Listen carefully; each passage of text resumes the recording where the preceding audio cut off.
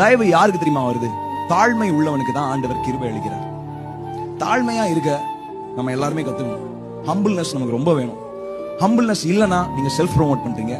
Humbleness இல்லனா மத்தவங்களை நீங்க இல்ட்ரீட் பண்றீங்க. இன்னைக்கு காலையில ஹம்பிளா இருக்க கத்துக்கணும். ஹம்பிளா இருக்கிறதுனா, ஆண்டவரே எனக்கு தந்திருக்கிற இந்த வாழ்க்கைக்காக நான் நன்றி செலுத்துறேன். நான் ரொம்ப துடிக்க போறதில்ல. நான் மத்தவங்களுக்கு முன்னாடி பிரகாசிக்கணும்னு ஆசைப்பட போறதில்ல. என்ன பிரகாசிக்க பண்ணுகிறவர் நீங்க தான், என்ன உயர்த்துகிறவர் நீங்க தான், நீங்க தான் நான் ப்ரோமோட் பண்றீங்க அப்படின்னு அவருடைய கரத்துல அடங்கி இருக்கிறது தான் தாழ்மையா இருக்கிறது. தாழ்மை உள்ளவனுக்கு ஆண்டவருக்கு தாழ்மை உள்ள ஸ்பிரிட் ரொம்ப பிடிக்கும். ஹம்பிள் ஸ்பிரிட் வந்து ரொம்ப பிடிக்கும். ஹம்பிள் ஸ்பிரிட்னா என்னன்னா, நான் இல்லப்பா எல்லாமே நீங்க தான்ப்பா, நான் இல்லப்பா எல்லாமே நீங்க தான்ப்பா.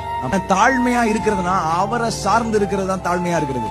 ஆண்டவர் சொல்றாரு, யார் யாரெல்லாம் அந்த காலை வேளையில தாழ்மையா இருக்கிறீங்களோ உங்களுக்கு தயவு பெருகும், உங்களுக்கு தயவு பெருகும், தயவு பெருகும். இவ்வளவு நாளா இன்டர்வியூல எல்லாருமே செலக்ட் ஆகுறாங்க, நான் செலக்ட் ஆக மாட்டேங்கிறேன். என் கம்பெனில எல்லாருக்குமே ப்ரமோஷன் வருது, எனக்கு வர மாட்டேங்குது. மத்தவங்க எல்லாம் நல்லா பேசுறாங்க, மத்தவங்க எல்லாத்தையும் ஆசீர்வாதத்தை சுதறிக்கிறாங்க, எனக்கு மட்டும் நடக்க மாட்டேங்குதுன்னு நினைச்சீங்கன்னா, இனிமேல் ஃபேவர்ல நீங்க வளர்றப்போ உங்களுக்கு மாத்திரம் தான், உங்க காட்டுல மாத்திரம் தான் மழை பெய்ய போகுது.